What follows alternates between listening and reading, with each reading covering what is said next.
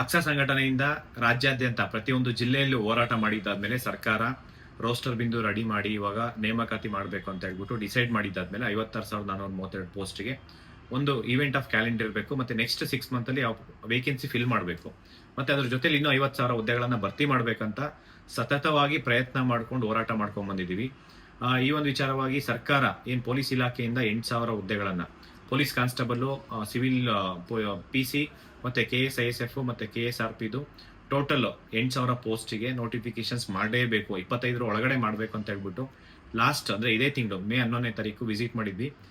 DIG Anucheth ಸರ್ಗೆ ಭೇಟಿ ಮಾಡಿ ನೋಟಿಫಿಕೇಶನ್ಸ್ ಯಾವಾಗ ಆಗುತ್ತೆ ಅಂತ ಹೇಳ್ಬಿಟ್ಟು ಕೇಳ್ಕೊಂಡು ಬಂದ್ವಿ. ಅಂದ್ರೆ ಆದಷ್ಟು ಬೇಗ ಮಾಡ್ಬೇಕಂತ ಹೇಳ್ಬಿಟ್ಟು ಲಾಸ್ಟ್ ವೀಕೆ ನೋಟಿಫಿಕೇಶನ್ಸ್ ಮಾಡಿ ಅಂತಾನೆ ನಾವು ಮನವಿ ಮಾಡ್ಕೊಂಡಿದ್ವಿ. ಬಟ್ ಆದ್ರೆ ಗೌರ್ಮೆಂಟ್ ಮಾಡಿರೋಂಥ ಒಂದು 400 ರೋಸ್ಟರ್ ಬಿಂದುವಲ್ಲಿ ಅಂದ್ರೆ ಒಂದು ಮೈನರ್ ಮಿಸ್ಟೇಕ್ಸ್ ಇದೆ, ಒಂದು 3-4 ಪಾಯಿಂಟ್ಸ್ ಡೌಟ್ಸ್ ಇತ್ತು, ಅಂದ್ರೆ 3-4 ಡೌಟ್ಸ್ ಇದೆ ಅಂತೆ.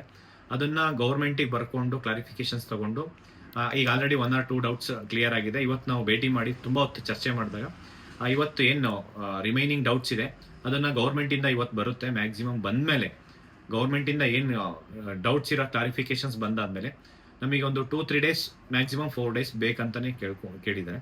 ಆ ಒಂದು ಗೌರ್ಮೆಂಟ್ ಏನ್ ಕ್ಲಾರಿಫಿಕೇಶನ್ಸ್ ಕೊಡ್ಬೇಕು ಅದನ್ನ ಕೊಟ್ಟು ಇನ್ನೊಂದು 3-4 ಡೇಸ್ ಅಂದ್ರೆ ಮ್ಯಾಕ್ಸಿಮಮ್ ಈ ಫ್ರೈಡೆ ಇಲ್ಲಾಂದ್ರೆ ಇದೇ ವೀಕಲ್ಲಿ ನೋಟಿಫಿಕೇಶನ್ಸ್ ಮಾಡಿ ಅಂತಾನೆ ನಾನು ಮನವಿ ಮಾಡ್ಕೊಂಡು ಬಂದಿದ್ವಿ. ಆಯ್ತು ಅಂತಾನೆ ಹೇಳಿದ್ದಾರೆ. ಮತ್ತೆ ಇದ್ರ ಜೊತೆಲಿ ಒಂದು ನೋಟಿಫಿಕೇಶನ್ ಆದ್ರೂ ಎಕ್ಸಾಮ್ಸ್ ಡೇಟ್ ಇರಲ್ಲ. ಯಾಕೆಂದ್ರೆ ನಾನು ಮೊದಲೇ ಹೇಳಿರ್ತೀನಿ, ಎಕ್ಸಾಮ್ಸ್ ಡೇಟ್ ಮೆನ್ಷನ್ ಮಾಡಿರಲ್ಲ. ಡೇಟ್ ಯಾವಾಗ ಅಂತ ಹೇಳಿದ್ರೆ ಫಾರ್ ಎಕ್ಸಾಂಪಲ್ KPSC KE ಬೇರೆ ಬೇರೆ ಎಕ್ಸಾಮ್ಸ್ ಮತ್ತೆ UPSC SSB RRB ಒಂದು ಎಕ್ಸಾಮ್ಸ್ ಕ್ಲಾಶಸ್ ಆಗಬಾರ್ದು. ಈ ಒಂದು ಡೇಟ್ ತಗೊಂಡು ಆಮೇಲೆ ಡೇಟ್ ಮೆನ್ಷನ್ ಮಾಡಬಹುದು. ಬಟ್ ನಾನು ಸ್ಟೂಡೆಂಟ್ಸ್ಗೆ ಒಂದು ರಿಕ್ವೆಸ್ಟ್ ಮಾಡ್ಕೊಂತೀನಿ, ಏನಪ್ಪಾ ಅಂತಂದ್ರೆ ಯಾವುದೇ ಎಕ್ಸಾಮ್ಸ್ ನೀವು ಬರೀತಾ ಇದ್ದೀರಾ ಅಂತಂದ್ರೆ ನಾಳೆ ಎಕ್ಸಾಮ್ ಇದೆ ಅಂತ ಹೇಳ್ಬಿಟ್ಟು ಪ್ರಿಪ್ರೇಷನ್ ಇರಬೇಕು. ನಾಳೆನೇ ಎಕ್ಸಾಮ್ ಇದೆ ಅಂತ ಹೇಳ್ಬಿಟ್ಟು ಪ್ರಿಪ್ರೇಷನ್ ಮಾಡ್ಕೊಂಡು ಈಗಲಿಂದ ಪ್ರಿಪ್ರೇಷನ್ ಮಾಡಿ.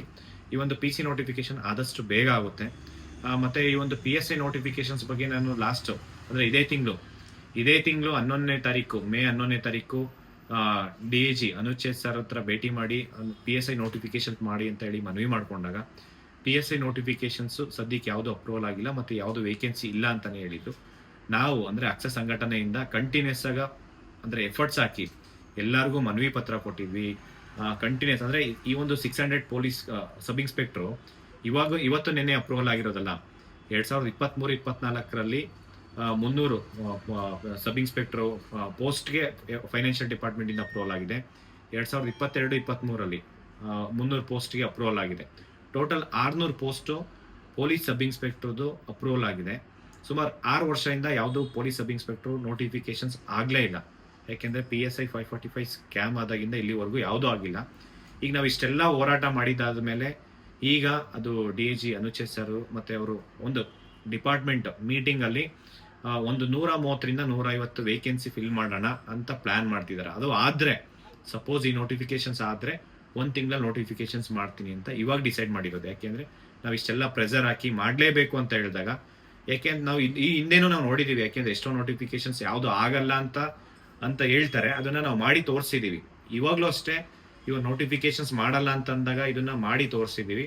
ಮತ್ತೆ ಇವನ್ ನೋಟಿಫಿಕೇಶನ್ಸ್ ಬರೀ ಇಷ್ಟೇ ಅಲ್ಲ, ಇವನ್ KS ಎಕ್ಸಾಂಪಲ್ ಹೇಳೋದಾದ್ರೆ KS 384 ವೇಕೆನ್ಸಿ ಫಿಲ್ ಮಾಡೋದಕ್ಕೆ ನಾವು ಎಷ್ಟು ಪ್ರಯತ್ನ ಪಟ್ಟಿದೀವಿ, ಎಷ್ಟು ಶ್ರಮ ಹಾಕಿದೀವಿ ಅಂತ ಹೇಳ್ಬಿಟ್ಟು ಎಲ್ರಿಗೂ ಗೊತ್ತಿದೆ. ಯಾಕೆಂದ್ರೆ ಫಸ್ಟ್ ಅದು ಇದ್ ಮಾಡಿದ್ದು ಎಕ್ಸಾಮ್ಸ್ ಕಂಡಕ್ಟ್ ಮಾಡ್ತೀನಿ ಅಂತ ಹೇಳಿದ್ರು ಬರೀ 184 ಪೋಸ್ಟ್, 184 ಪೋಸ್ಟ್ ಅಷ್ಟೇ.